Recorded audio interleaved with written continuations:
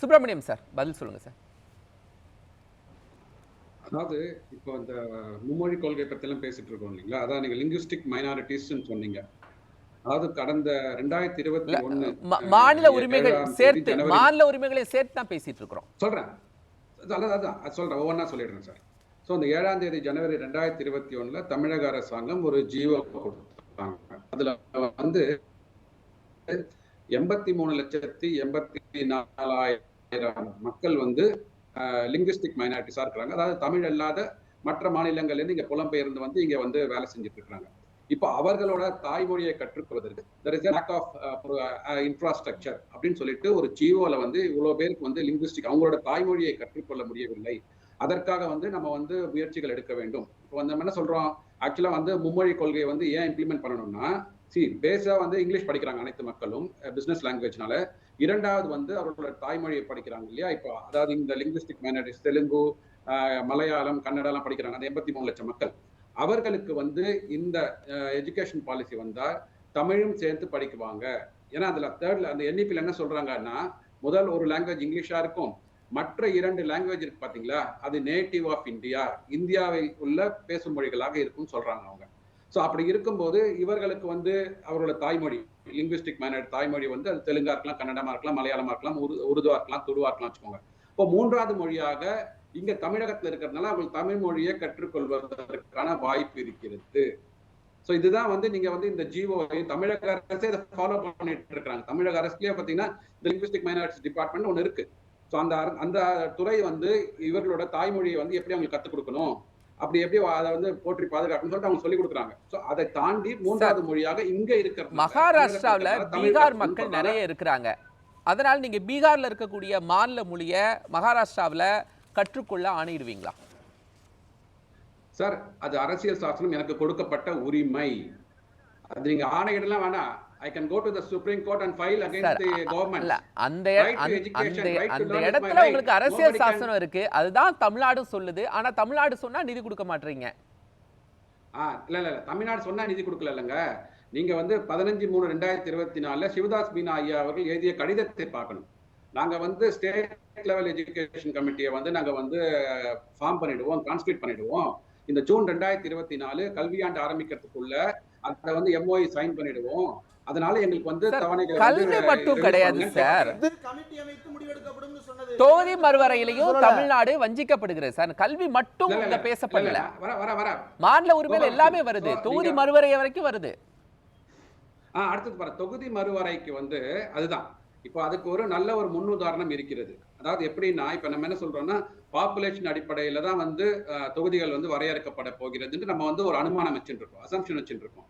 ஆனா இப்ப இந்த பினான்ஸ் கமிஷன் கொடுக்குறாங்க இல்லைங்களா, இந்த டெவல்யூஷன் பணம் நமக்கு நிதி பகிர்வு வருது இல்லையா, அதுலயே இதுக்கு ஒரு முன்னுதாரணம் இருக்கிறது. அதாவது பாப்புலேஷன் அடிப்படையில் 15% 12.5% எந்தெந்த மாநிலங்கள் பாப்புலேஷன் வந்து கண்ட்ரோல் பண்ணியிருக்கிறாங்க அவர்களுக்கு 12.5% வந்து ஒரு எக்ஸ்ட்ரா பெனிஃபிட் கொடுக்குறாங்க. 27% இருந்த 14வது பினான்ஸ் கமிஷன்ல பாப்புலேஷனை மட்டுமே அடிப்படையாக வைத்து நிதி பகிர்வு நடந்தது. 15வது பினான்ஸ் கமிஷனுக்கு வரும்போது பாப்புலேஷன் அடிப்படையில் 15%, 12.5% எந்தெந்த மாநிலங்கள் கண்ட்ரோல் பண்ணியிருக்கிறாங்க அவர்களுக்கு அடிஷனல் வெயிட்டேஜ் கொடுக்கப்பட்டது. அந்த மாதிரியான ஒரு அடிஷனல் வெயிட்டேஜ் தான் நம்ம வந்து இந்த புதிதாக வரப்போகிறதுல பார்க்கணும். அதை நம்ம எடுத்து சொல்லணும். நீங்க வந்து ஒரு பாப்புலேஷன்ல பண்ணுவீங்க, பாப்புலேஷன் அடிப்படையில கொடுக்க போறீங்க அப்படின்னு இல்லாம பினான்ஸ் கமிஷன்ல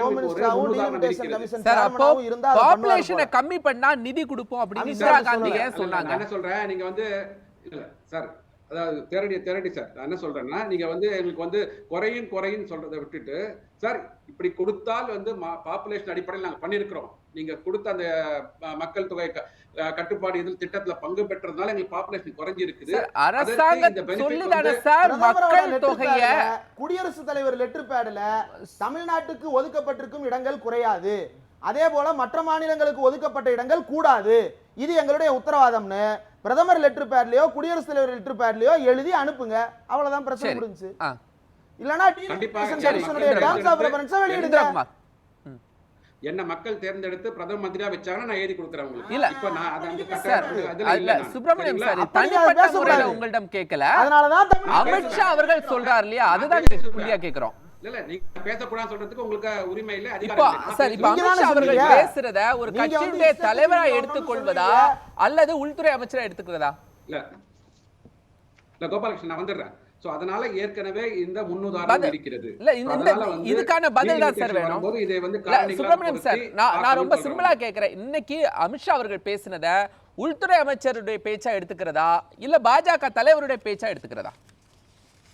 உள்துறை அமைச்சர் அவரோட பேச்சாதான் எடுத்துக்கணும்.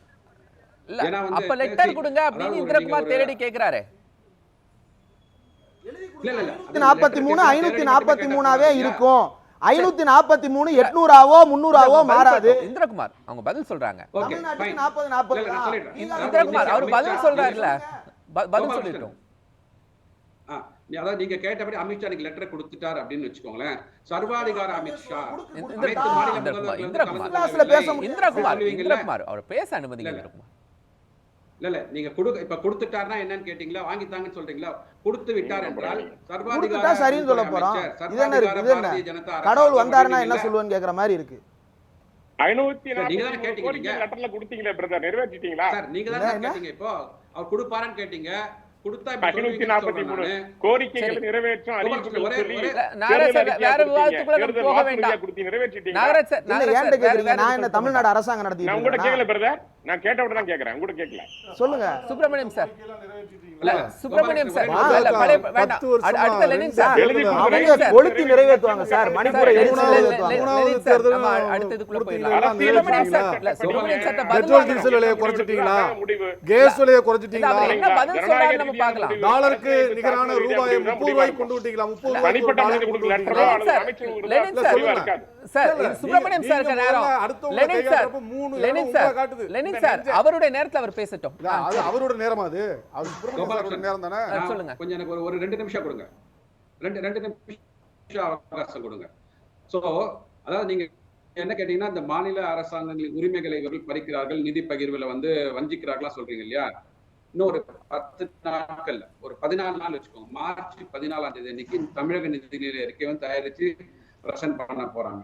அதுல வந்து ஸ்டேட் டெவல்யூஷன், மாநில மத்திய அரசாங்கத்தின் வரி பகிர்வு வரப்போகுது பாத்தீங்களா, அது எப்படி உயரப் போகிறதுன்றத பாருங்க.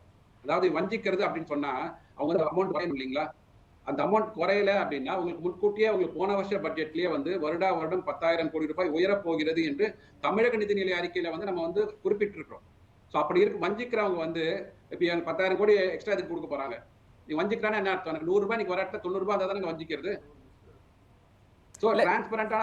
நீங்க சொல்லக்கூடிய விஷயத்துல நீங்க இன்னொரு பார்வைக்குள்ள இதை கொண்டு போறீங்க. நான் என்ன கேட்கிறேன்னா, மத்திய அரசு சொல்லி மக்கள் தொகையை குறைச்சாங்க தமிழ்நாடு போன்ற தென்னிந்திய மாநிலங்கள். அவர்களை இப்ப நீங்க தொகுதிகள் எண்ணிக்கையில நீங்க என்ன பண்றீங்க? வஞ்சிக்கிறீங்க.